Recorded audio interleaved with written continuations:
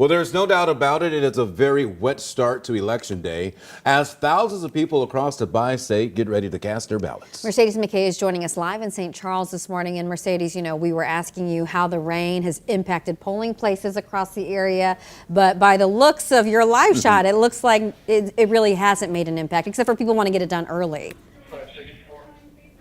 Michelle and Rennie, yeah, that's exactly right. So right now we're in St. Charles, and as you can see behind me, the rain is not impacting these voters, but I want to get to the newest information we have over in Jefferson County. The Jefferson County Sheriff's Office posted actually 15 minutes ago that many roadways are flooded right now, and this could affect polling places. Right now, we don't know exactly what polling locations could be affected by that rain, but it is affecting voters in Jefferson County, at least getting to the polls. The Sheriff's Office says they will update voters and keep them in the loop, but they said this is the first time this kind of rain has impacted something as big as Election Day. But let's get back to here in St. Charles. Look at this line. There are hundreds of people in line getting ready to vote. Some voters actually told me they got here at 4 a.m. this morning, so 2 hours before voting began. We'll obviously keep you updated on the weather's impact for polling places and bring you more as it becomes available. So let's look at what you need to vote. Make sure in Missouri that you bring a valid ID, like an unexpired driver's license, military ID, or passport.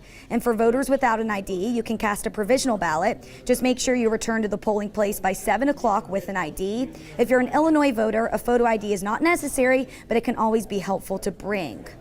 Now also over in, now let's talk about polling sites in Missouri and Illinois that will open up at 6 a.m. and close at 7. If you're in line by 7, you will be allowed to vote. Now, if you're a Missouri resident who lives in St. Louis City or County, you can cast your ballot any available polling place. All other Missouri residents can check their polling place on the Secretary of State's website. Now, for Illinois voters, your correct polling place depends on your voter registration. Now, election officials said it time and time again during early voting, this ballot is really long, so make sure you do your homework before you show up to vote. And remember, polls are now open and they close at 7 o'clock. Coming up in our next half hour, I'll tell you how early voting went and the record turnout we saw all across the bi-state. Live in St. Charles, Mercedes McKay, 5 on your side.